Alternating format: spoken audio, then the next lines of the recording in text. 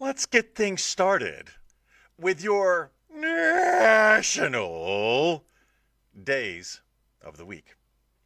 Monday, January 26th, is National Spouses Day. If you have made a commitment to a person that you will stay with them until death, it's easy to take that person for granted, to not appreciate them for everything that they did, that they've done, that they'll do, that made you choose them to die with, or up to including death. You should appreciate your spouse. I'm speaking about my spouse. Oh, by the way, I'm her spouse, so she needs to get the message too. And you need to get the message, and she needs to get the message, and he needs to get the message. That if this is the person you've chosen to live your life with, you should try to appreciate them and enjoy them. They're there for that. And they're there to drive you crazy. They do it. They do it. I can only speak for mine, okay? But I have since learned that if you've been married for a long time, we all married the same woman. We all did. We all married the same woman, and I can give you various examples. But my most recent example, and cheers along with me if I'm wrong. But, when your spouse comes in from being outside and her hands are absolutely frigid and the thing that they have to do is touch your bare skin just to let you know what it feels like. But it's never, here, feel this gently. No, it's always like, they all do it. And if your spouse isn't doing it yet, you haven't been married long enough because she's going to do it. That's what they do, unless you live in a hot climate and you've never had cold hands. But find a way to appreciate your spouse every day, especially Monday, January 26th, National Spouses Day. So Tuesday, January 27th, is National Bubble Wrap Appreciation Day. And appreciate the bubble wrap while you have it, okay? It's not going to be there forever. They're taking the bubble wrap away. They came out with the peanuts, not environmentally friendly and taste horrible. But they came out with the packing peanuts, and that was supposed to get rid of bubble wrap. But there's still places where bubble wrap exists, and bubble wrap technology moved on to putting bubble wrap already installed inside the envelope. Oh, big bubble wrap, man. That's where it's all at. But when I speak of bubble wrap, I'm talking about the cute little adorable. That's the bubble wrap that deserves appreciation. Because if you give me a sheet of that, put me in a corner. I don't need an iPad or an iPhone or anything. Just me over there just popping little bubbles. I don't know what brings me so much joy when I have a piece of bubble wrap in my hand, but it does. And then they came out with the peanuts. And then they came out with the big bubbles. It looks like all of them look like somebody that got a Ebola. And for whatever reason, Dr. Pimple Popper showed up in Ebola land and just started busting giant air bubbles. I hate the giant air bubbles. And then they came out with the long dongs, the big tubes of air to protect your products. And we don't need any of that. We don't need none of that. Make things sturdier so that they don't break in shipping. And a little sheet of bubble wrap around it. Because it's dual purposed, okay? It protects, but also think about that on Monday, January 27th, National Bubble Wrap Appreciation Day. Wednesday, January 28th is National Blueberry Pancake Day. I don't think there's a lot of fruits that you can put inside of pancakes that make pancakes better. Pancakes are perfectly fine just the way they are, okay? And then you add some syrup to the pancakes, and then that makes them taste like syrupy pancakes. And if you're bougie and you got some blueberry syrup, I don't know. There's so many, and we're always thinking about what do the listeners think. What is your idea? What is your comment? What is your favorite? What do you even call it? Sauce? What is it, the stuff you pour on top of the pancakes?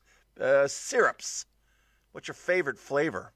I tell you, I like boysenberry, and I couldn't pick out a boysenberry in a police lineup. Turn to your right. I don't know. I can tell you it's not the banana. Who let the banana in here in this group of berries? That banana shouldn't be there. And I think about banana because banana and blueberries, as far as I can recollect in all of my years of pancake fruit eating accessories, as far as I can recollect, bananas and blueberries are the only ones that make blueberries taste slightly more better. Because the pancake, buttermilk, oh, that's a good one. But that's not a fruit. What are you saying over there? Chocolate chip? Yeah, that's great, great, great. Not a fruit. We're talking about fruits here, okay? You put any citruses in there, then it's not so good. So you get an orange. I've never seen an orange pancake, and there's probably a good reason for that. Killed the guy who ate it. Think about and let us know, what is your favorite syrup? And enjoy it on top of your pancakes. On Wednesday, January 28th, National Blueberry Pancake Day. I feel like Thursday, January 29th, is National Curmudgeon Day. Do you know, first of all, curmudgeon, awesome word. It's just an awesome word. Do you know what it means? Because there's a lot of times out there you'll hear a word and you think you know what it means. But a curmudgeon or being curmudgeonly, some people just hear it and they just think, yeah. But it's not, yeah. It's really deep, sinister, foul hatred of everything. That's a curmudgeon. A curmudgeon is a life stealer. A curmudgeon is a person who walks in the room and instantly kills it. A curmudgeon is a person who's never said nice things about other people and whose life view is very sinister, and thoughts of violence are not uncommon in a curmudgeon. And curmudgeon sometimes comes with age. You become curmudgeon-y like this when you get older. But you know, maybe a curmudgeon is one thing away from returning. I think it comes in phases. I think you're normal, you're a little irritated, and then you hate the world, and then something happens and it kind of brings you back to irritated. Or if you're lucky, it brings you back to normal. Normal, irritated, top-end curmudgeon-y. But curmudgeons are always on the verge of one or two things, right? The curmudgeons are on the verge, on the edge of three things. I love math. A curmudgeon is either going to continue on the path of being curmudgeonly, divert back to a path of lesser curmudgeonness, or die.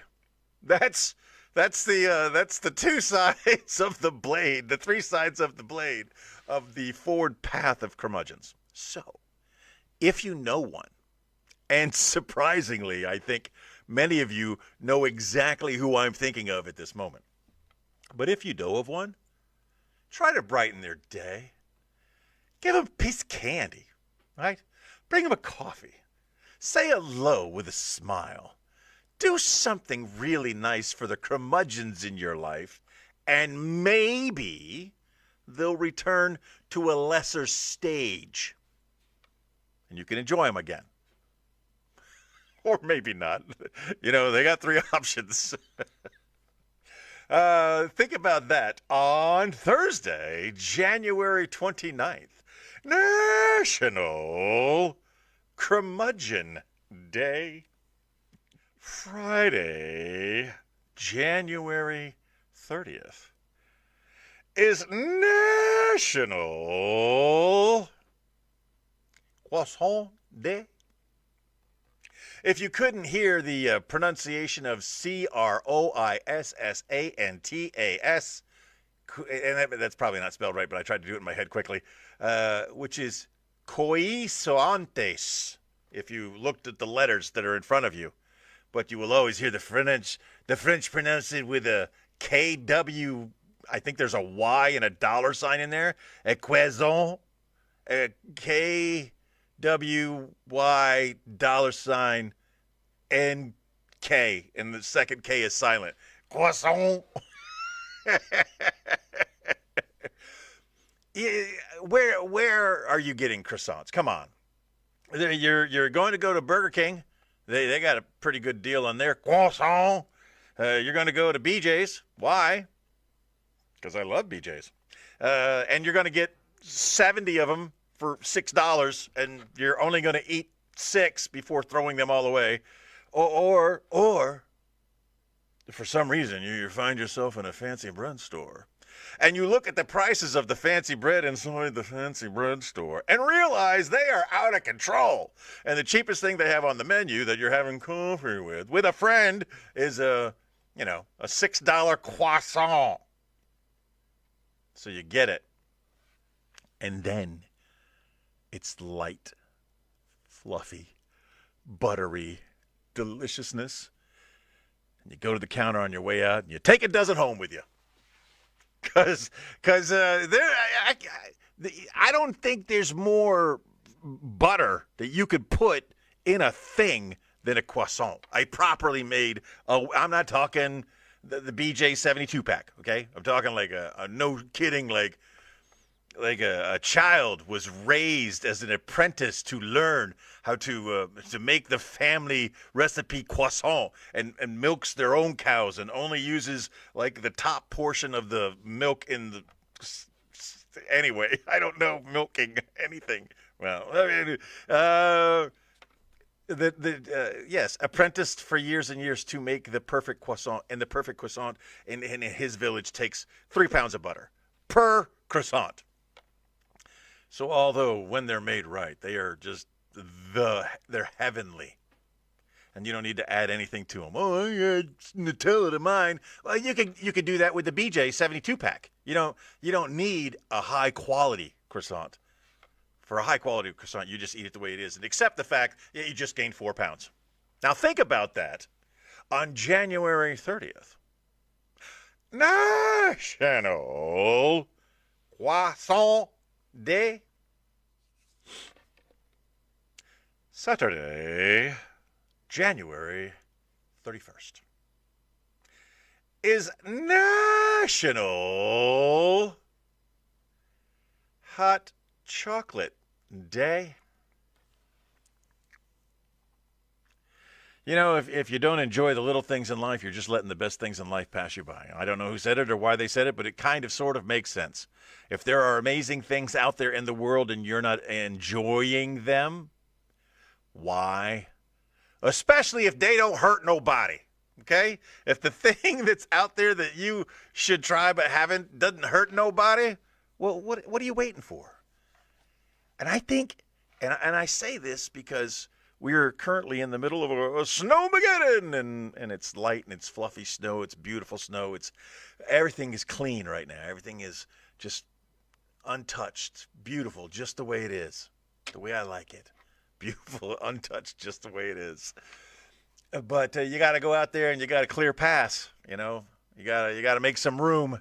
You got to move this stuff around a little bit, and then you come inside and it's sub-zero temperatures and it's 45 feet of snow, and your betrothed is just sitting there with a hot cup of hot cocoa with some spray on top of it, you know, and some sprinkles, It's got some sprinkles of some brown stuff on top of the, and there's steam coming off of the cup, and she hands it to you gently, and you take it, and you get a whipped cream mustache, and you taste the deliciousness of hot cocoa in your throat as it goes down your esophagus and warms your belly. I have never talked myself into wanting a cup of hot cocoa as much as I just did right now. And the problem with that is I don't think we got any in the house. We don't drink hot cocoa. I could right now. I have the taste for it. I want to, but as a regular thing, who does? Who? It's kind of a bold choice. If you're regularly drinking hot cocoa, that it just can't be good for you. But you can make an exception. You can adjust your schedule a little bit. Maybe Saturday, January 31st isn't good for you. Then celebrate it on Hot Cocoa Eve. Or come up with a Kwanzaa-style thing that takes you from January 31st up until Groundhog's Day. And, you could call it, I don't know, something. Hey, ChatGPT, give me a funny name here. Or not. Saturday, and that is Saturday, January 31st. National Hot Chocolate Day.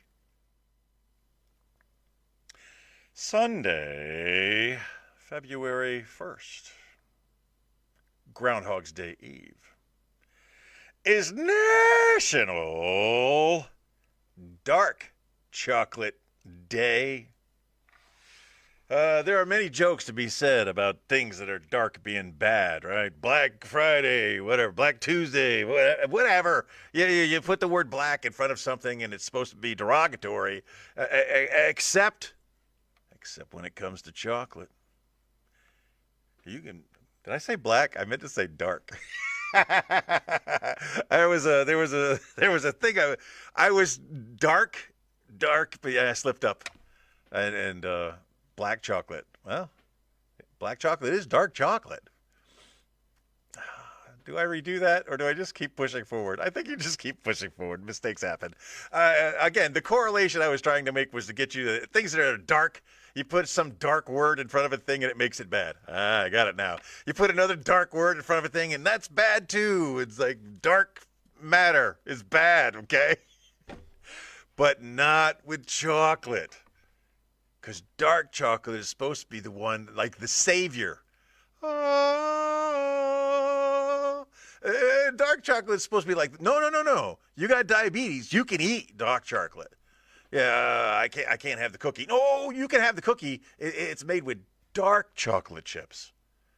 And less sugar and better for you. And it's good for your heart. I don't think it cures cancer. Dark chocolate is the Superman. It's the dark Superman.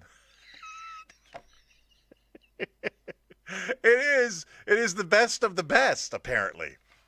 And if you took my earlier suggestion about what was it, Croissant Day, and rolling it Kwanzaa style all the way to Groundhog's Day, this is lining up well. You could have some dark chocolate with your croissant. And that is February the 1st.